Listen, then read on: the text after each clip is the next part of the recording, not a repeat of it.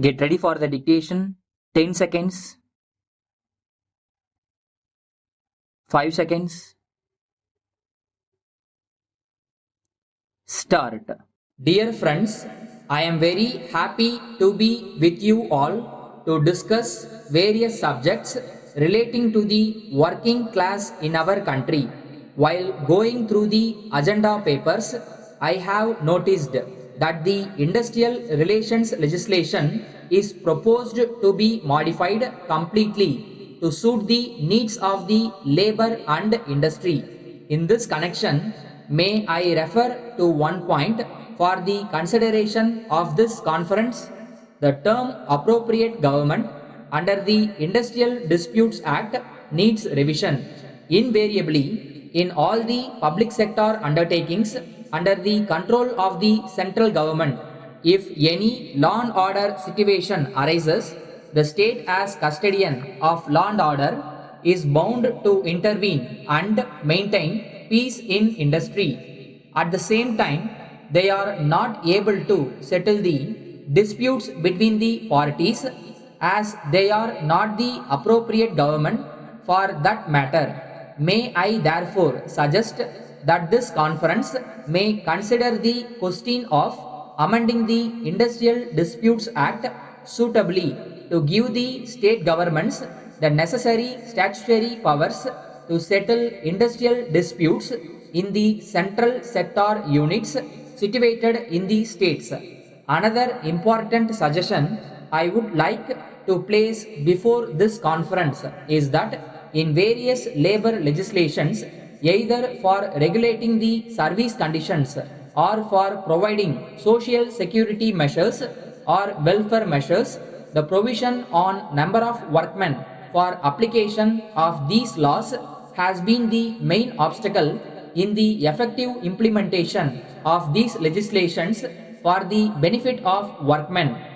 Wherever such ceiling exists in labor legislations, the employers resort to reduction of the number of workmen in their establishments to disown the obligations put on them. This has been considered by us, and we are of the opinion that the ceiling limit of workers in various beneficial labor legislations for their application should be removed so that the statutory benefits could be made available to all the workers in industrial establishments irrespective of the number of workers working in those establishments. Another aspect which I would like to place before this conference is the plight of the contract labor. In this matter, I wish to be frank that the implementation of this legislation is far from satisfactory. I presume that the same situation prevails throughout India as the procedure for abolition of contract labor is rather complicated. The problem is that the Contract Labor Act does not provide for any relief to the workmen thrown out of employment by the abolition of contract labor. Our state government have moved an amendment to this legislation to provide that in the event of abolition of contract labor, the principal employers of such industrial establishments should be required to observe the affected workers. In this legislation, the ceiling on the number of workmen for coverage is another check for its effective enforcement. Of late, it has become the practice of parties to dispute to take up cases before the High Court, questioning the orders of the government and the orders of the various authorities created under different labor laws. This in turn has resulted in accumulation of writ petitions before the high courts. The high courts in all the states have been overburdened with a number of writ petitions filed by the affected persons from different walks of life. This conference may perhaps consider recommending to the Government of India for the creation of special benches in the state high courts exclusively for dealing with writ petitions arising out of the labor matters. This will benefit the employees in securing speedy justice. These progressive measures are essential for the benefit of the workers and the weaker sections of the society.